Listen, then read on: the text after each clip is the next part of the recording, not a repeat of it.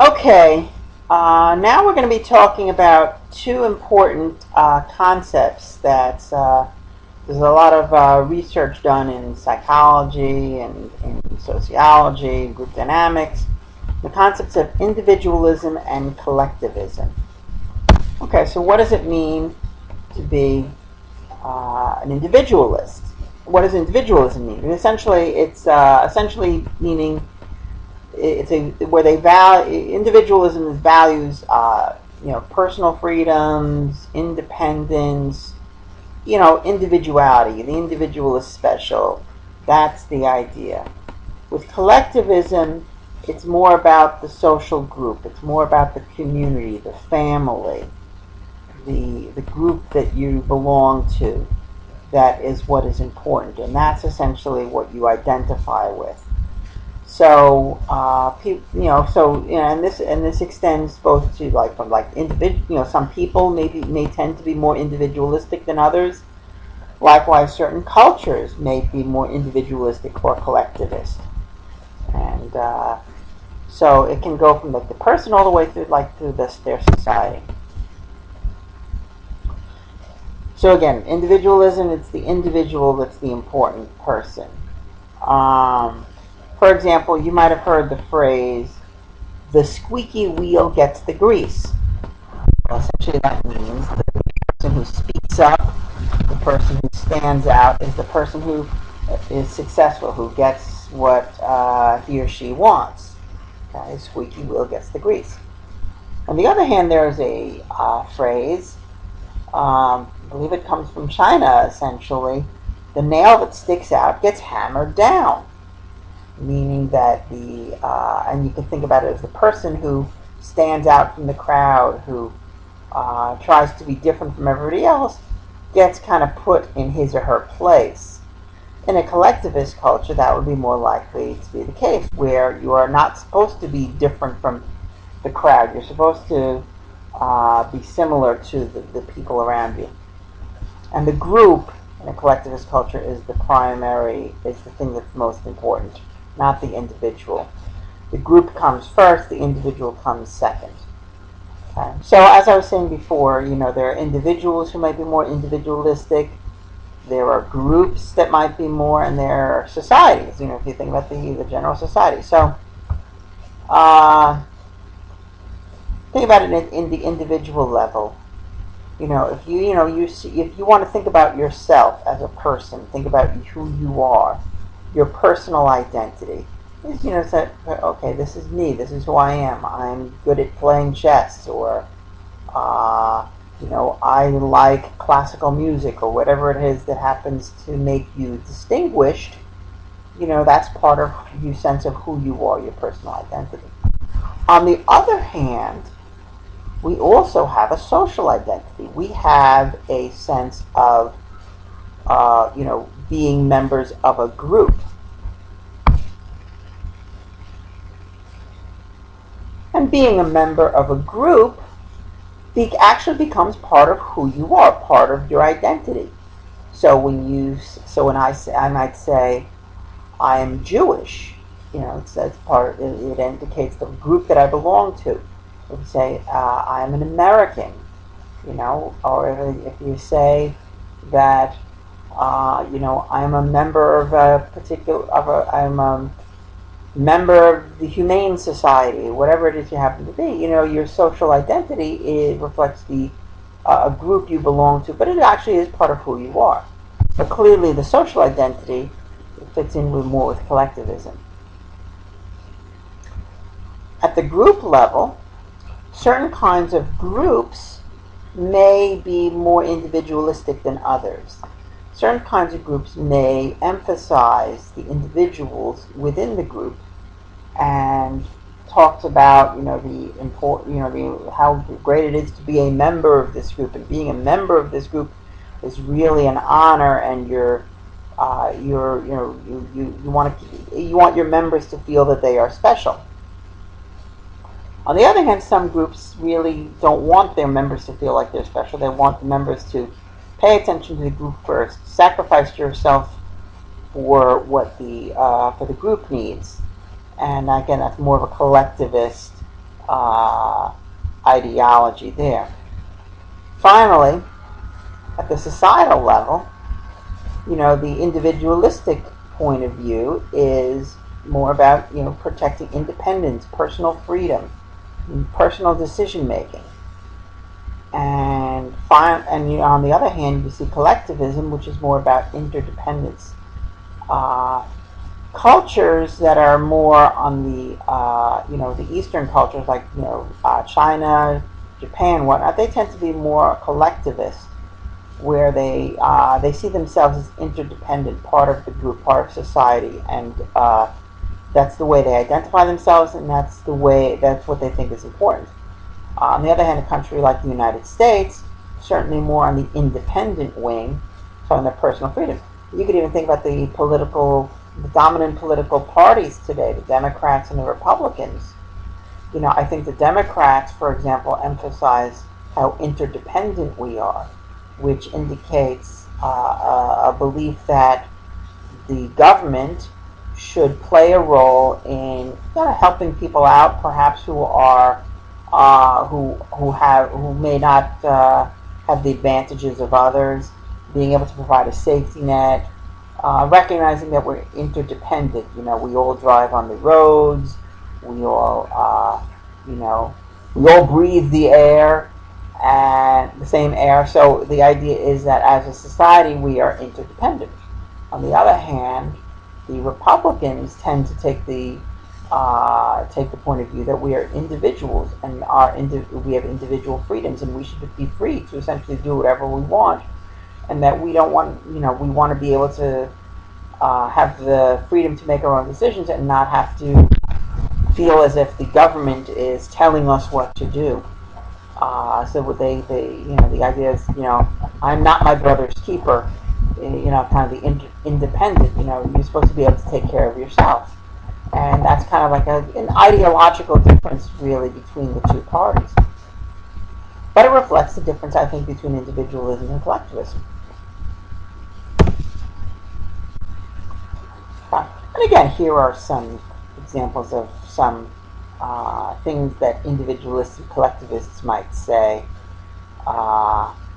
Individuals, they like their privacy. They certainly see themselves as unique, different from others. Collectivist duty is very important. They want to make sure that they are, doing what is required of them, and not word. It's not about me. They want to have harmony. They don't want to cause conflicts. It's often true in Asian cultures. A hesitance to want to start getting in someone's face and fighting. You want harmony. You want peace. You want to have everybody kind of be working together. So when you're dissatisfied with something, you might keep your mouth shut because you don't want to disturb the harmony of the group.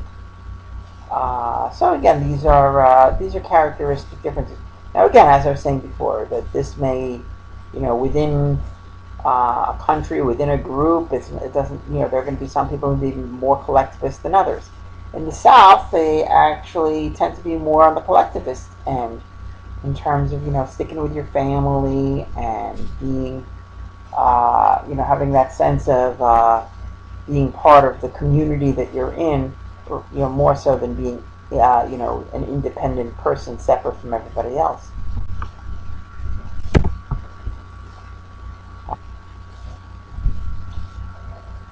Sex differences in individualism, collectivism, a bit inconclusive, but the idea is, I think the general idea is that women would be more collectivist, more communal.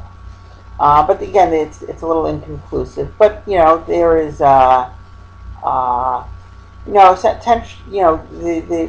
there's also the idea that certain groups who might have a lower status in society, less power in the society, might tend to be more collectivist, which kind of makes sense. The idea of sticking together against a common threat might be something that would be a strategy for those who are weaker or those who have less power. Generational differences. I think that the current generation, younger generation, is a little bit more individualistic than the previous generations. One of the things is to consider is how much personal power we have at our fingertips to be able to do a lot of different things. With technology, be able to make our own decisions. So, in other words, in many ways, or at least we believe we're less dependent on those around us. There are a lot of things that we can do by ourselves. You can, do internet searches to find information that you want to have. There are a lot of things that you can do on your own, and that kind of might breed a sense of individualism. In the past, and an agrarian society, farming society, boy, you got to stick together, and you've got to, in order to be able to survive. But maybe that's less of an issue now. Marilyn Brewer's optimal distinctiveness theory is an interesting approach. The idea is that we all have these particular needs that we want to have satisfied. One is kind of a general need for affiliation, or assimilating with a group, to being part of a group, be accepted in a group. Another need that we have is to be, intimately connected with others. So maybe like having a need for intimacy with significant others.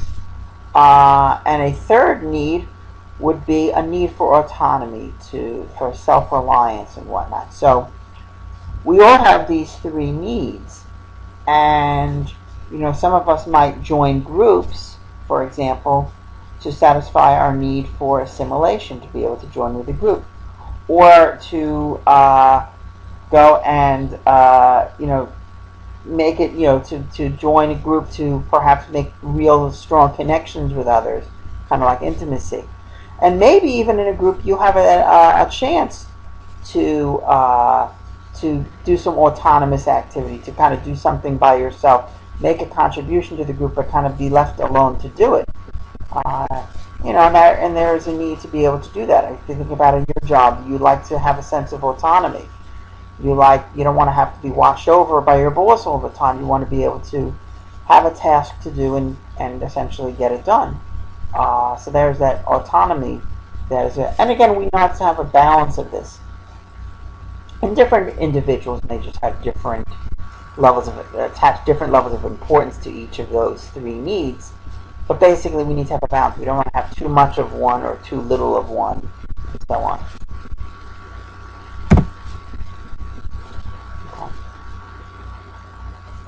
So again, here are some characteristics, more characteristics of individualism versus collectivism. Certainly, autonomy is valued highly in the individualistic culture.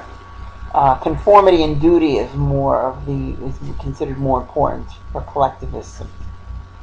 The relationships between people are more exchange relationships. What exchange relationships are is basically, more or less, who you want to associate with, who you want to deal with. It's like, what's in it for me? What kind of rewards do I get by doing this? And we make this kind of cost-benefit analysis. But essentially, it's whatever's best for numero uno.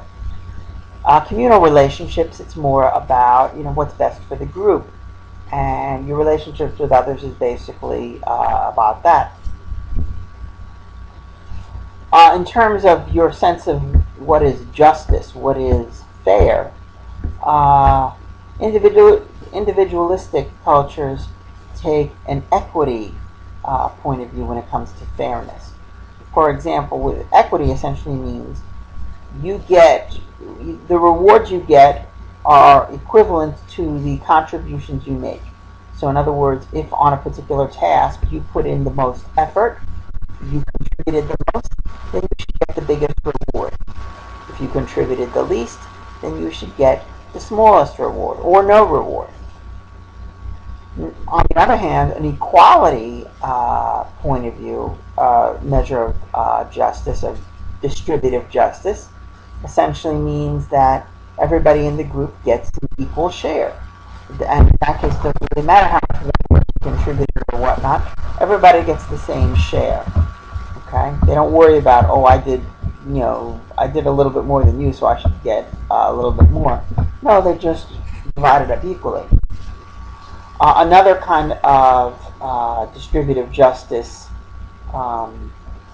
rule is based on need.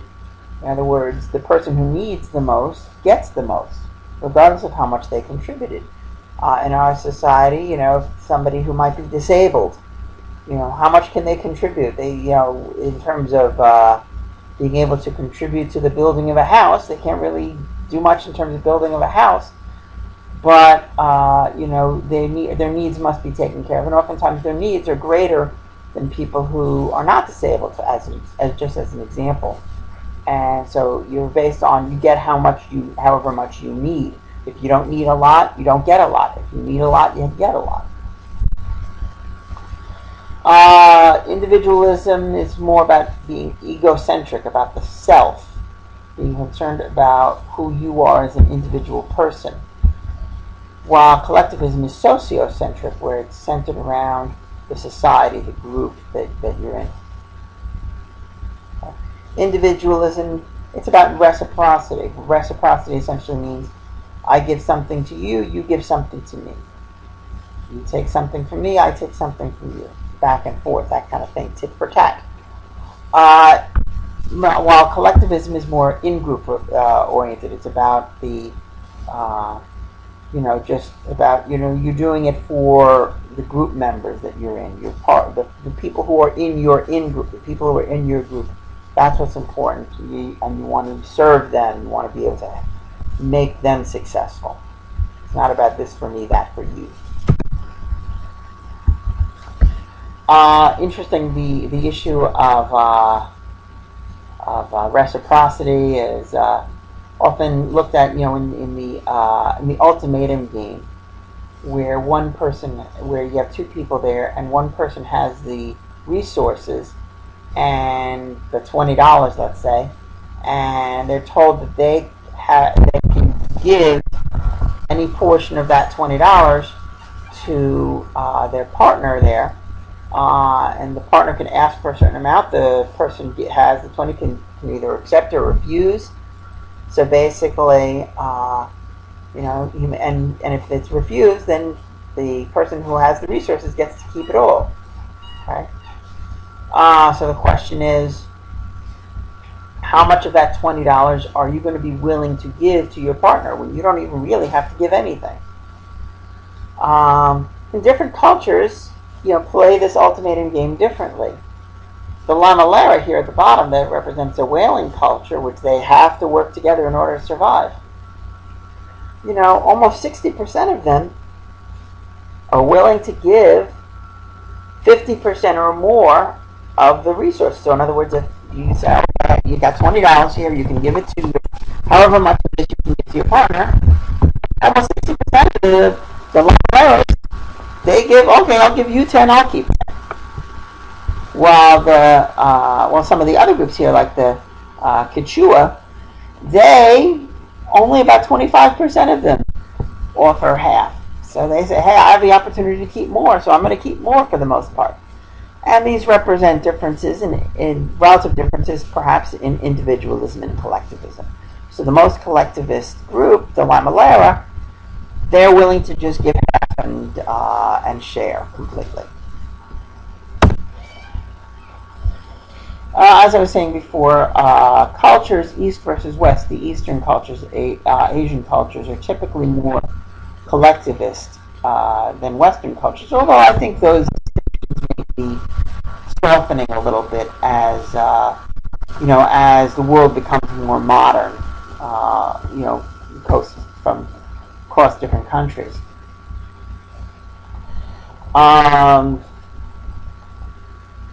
And again, even within our country, for example, Asian Americans, Latinos, they may be more collectivist, and even people from the South may be more collectivist and individualistic. So if you compare people from, say, Southern California compared to Southern Louisiana, there'd probably be a big difference. The Southern Louisiana would definitely would most likely be more collectivist than the person from Southern California.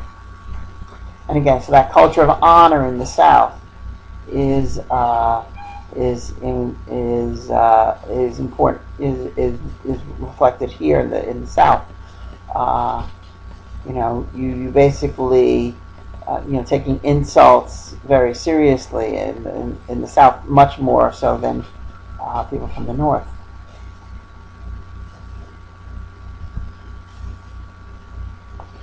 When you think about your membership in a group and you think about your sense of collectivism, individualism, you realize that every one of us, we are all individuals here, but we are also members of groups.